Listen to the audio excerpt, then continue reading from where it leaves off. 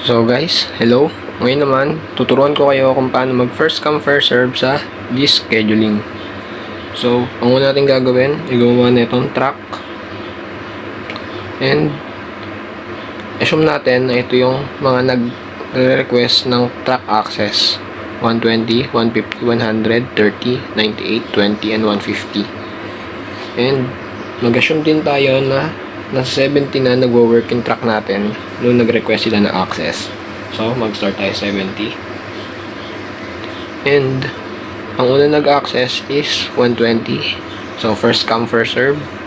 120 ang una natin uunahin.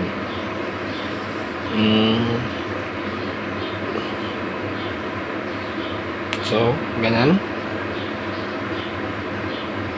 Next is 50.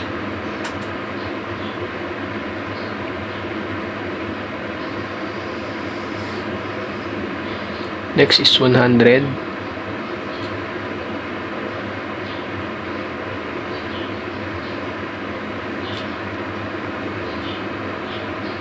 Next is 30.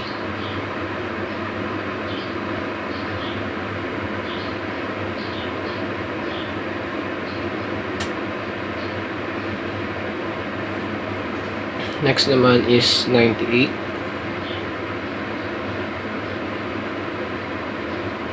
Yan. Medyo mababa lang ng konti sa 100. Next is 20.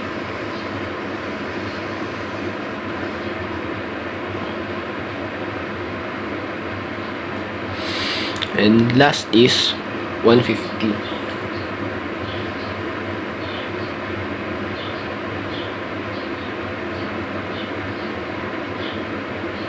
So, yan. Tapos na nga.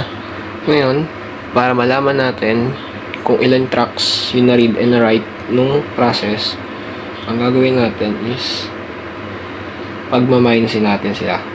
So, from track 70 to 120,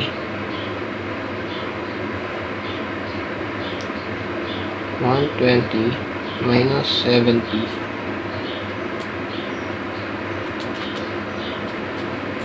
120 minus 70 is 50 na lang.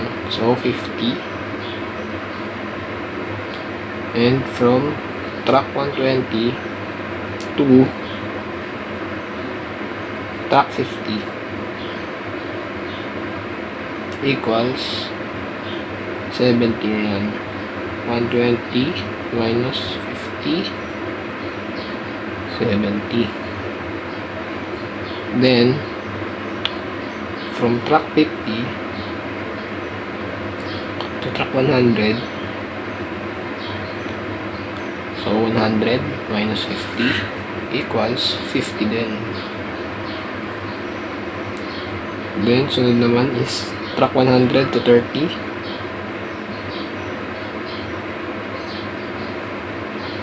100 minus 30 is 70. From track 30 to 98 equals 98 minus 30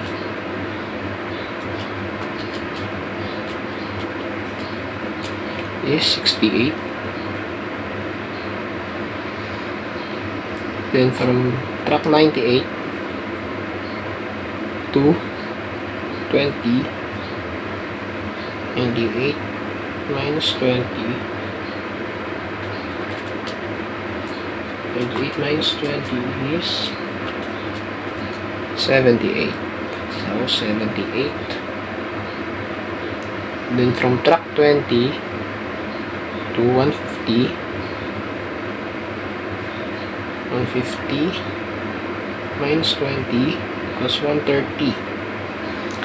So, pagkatapos na ito, pag-a-add din natin to, 50 plus 70